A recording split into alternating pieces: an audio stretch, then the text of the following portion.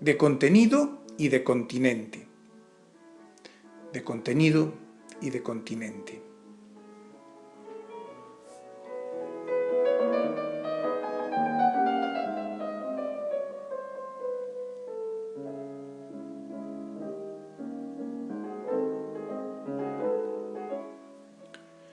Bueno, ya al final de este espacio, quiero recordar que algunas noticias han llegado, me han ido llegando, como por ejemplo ese manifiesto que han firmado diversos ilustradores a favor de que el humor sea libre, de la libertad de realizar cada ilustrador, cada humorista, humor sin presiones por ninguna parte. De forma general, ellos citan algunos ejemplos y demás, y yo ahora voy a comentar una cosa a ese respecto. Si bien estoy de acuerdo que el humor debe de ser libre, yo también tengo que decir una cosa, y creo que deberían de tomárselo también muchos de estos ilustradores, pensar un poco el tema. Cuando hoy se hace humor, se hace un humor para que la gente, aparte del mensaje político que tenga, ría, o para que la gente se sienta más decepcionada. Porque yo, por ejemplo, cojo uno de los tebeos de antes de la época bruguera y demás. Yo cogí esos tebeos y los cojo un hoy y me río. Reconozco que traen mensajes muchas veces políticos y punzantes que Ibáñez de Mortadelo y Filemón a veces metía y mete da una buena mordida a la sociedad y la parodia de una forma dura, pero sin embargo hace reír. Cojo, veo pues cualquiera otro de esos personajes que salían en esas revistas, el DDT, Fuera Borda o algunas otras de esas revistas y publicaciones, y hacían reír, aunque criticaran la sociedad. En Tintín mismo se criticaba, se hacían críticas de la sociedad en diversos países durante las aventuras del personaje. Hombre, lo hacían desde la perspectiva del autor, como siempre debe de ser, pero no dejaban de ser críticas. Pero hoy en día yo me cojo muchas veces, voy a la librería y digo, bueno, voy a mirar pues las revistas estas, voy a mirar El Jueves, voy a mirar alguna de estas otras revistas que se publican hoy, que ya no son muchas, todo hay que decirlo, que no hay muchas, y yo miro y lo único que siento es una agria decepción en ese humor. Es un humor que no te hace reír, que no te deja ese regusto de paz, de alegría, a pesar de que reconozcas que hay una crítica pues a los políticos, a las fuerzas de seguridad, al rey, a la religión que sea, ojo, a un montón de temas que se pueden criticar y se puede hacer humor de prácticamente todo. Pero el humor es hacer reír y no se puede llamar humor a aquello que crea un sentimiento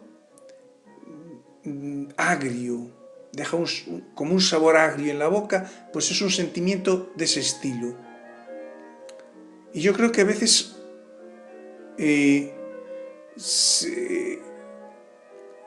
se confunde el humor con esa sátira agria, que no debe de ser. Porque yo incluso reconozco que la sátira que se hacía, por ejemplo, en el Siglo de Oro, a pesar de lo dura, de lo agria, tenía su pizca de gracia, tenía su punto que hacía reír a la gente.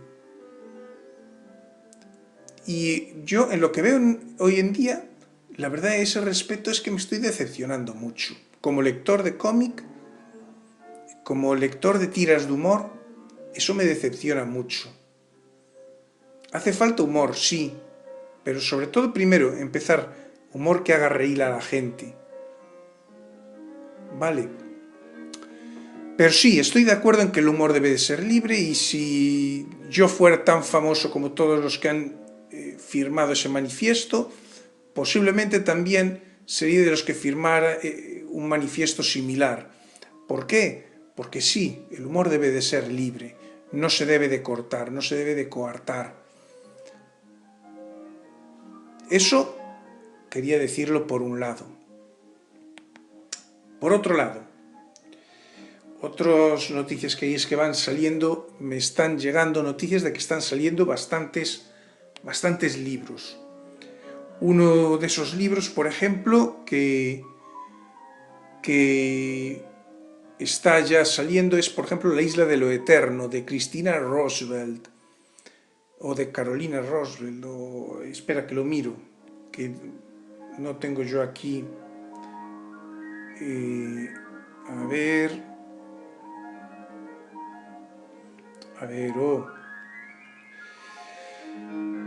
Bueno, el libro es La isla de lo eterno. El apellido de la autora es Roosevelt, pero Roosevelt, Christina Roosevelt. Es un libro que, pues, de fantasía romántica paranormal, ambientado en el Leandonham, un castillo en Escocia, que yo, personalmente, el contenido, creo que vale la pena leerlo.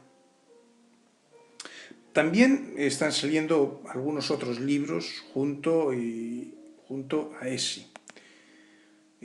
Por ejemplo, me están llegando a mí noticias de otros libros por ahí que están saliendo, o que han salido, que recomiendan para leer.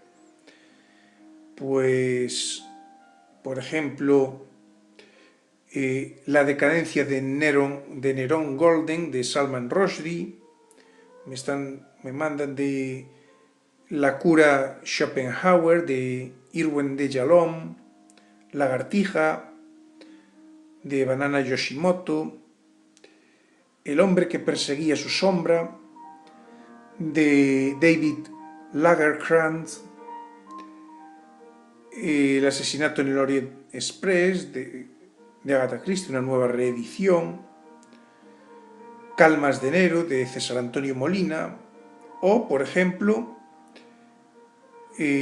Los tesoros de Harry Potter, la saga actualizada, una obra de varios autores que hay por ahí, aparte de muchos otros libros que están surgiendo por ahí. Por tanto, esto en cuanto a recomendaciones de libros. Y luego también voy a anunciaros que hablaremos en el programa del podcast Anabalaina en iVox de un debate que ha surgido. Y lo comentaré, voy a hacerlo brevemente ahora en la despedida, pero el debate es sobre ¿se deben criticar las portadas de los libros? Yo os lo dejo caer, os hago esa pregunta. Y ahora os digo mi versión, en pocas frases en esta despedida. Pero os dejo esa pregunta. ¿Se deben hacer críticas de las portadas de los libros? Por ejemplo, del libro que hoy tenemos aquí, o que tengo aquí, este de los niños del Brasil, de Leira de Bin, que tiene un fotomontaje con ilustración incluida, que precisamente no tengo autor, pero me pone que la realización de la cubierta es de Jordi Balonesta. Así que ya hablaré de eso, pero pregunta, ¿se deben criticar las portadas de los libros?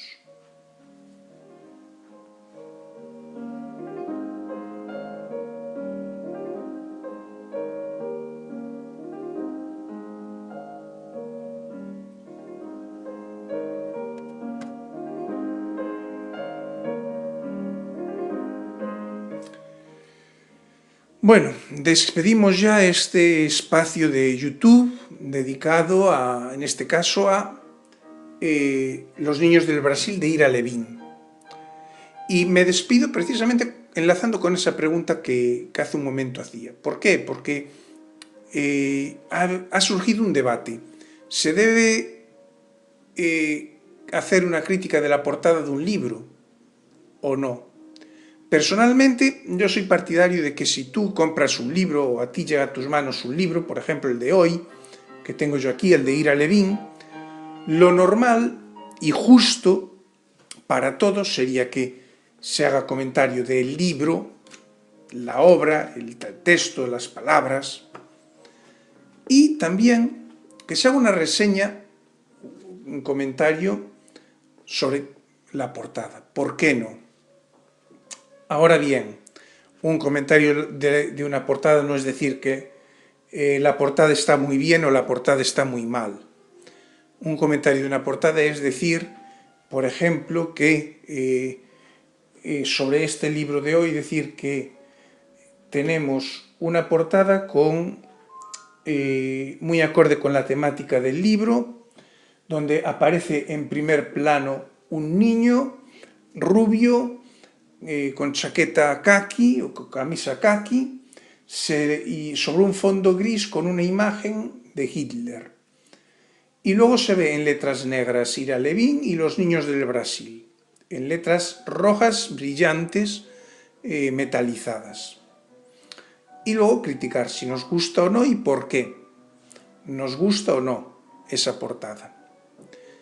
O sea, decir, pues por ejemplo, que a lo mejor que te gustaría más que los colores fueran más vivos, o que eso, lo puedes decir, que a lo mejor el tipo de letra, pues que a la hora de verlo desde lejos o desde cerca, que a lo mejor se ve mejor o peor. En este caso, precisamente, en el del libro de este pequeño programa, no, pero que es algo que hay que también hacer, ¿por qué no? No quedarse solamente con decir, es una portada buena o una portada mala, una portada que me gusta o una portada horrorosa, no. Porque al fin y al cabo la portada es lo primero que nos entra por los ojos. Y una portada es como una puesta de sol que nosotros vemos y que tenemos que decidir, o que a nosotros a lo mejor nos gusta, pero una persona que está justo a nuestro lado, a lo mejor esa misma puesta de sol que estamos viendo a la vez, los dos, a mí me gusta y a él no. Lo que pasa es que yo digo, a mí me gusta porque los tonos de luz eso, y él tendría que decir también, pues me disgusta por esto, esto y esto. Yo creo que es lo correcto, hacer análisis complejos. Y luego del resto, de la segunda parte que trae este debate, pues ya lo hablaremos en el programa del podcast Anabalaina sobre los niños del Brasil de Ira Levin, que será muy pronto, en próximos días.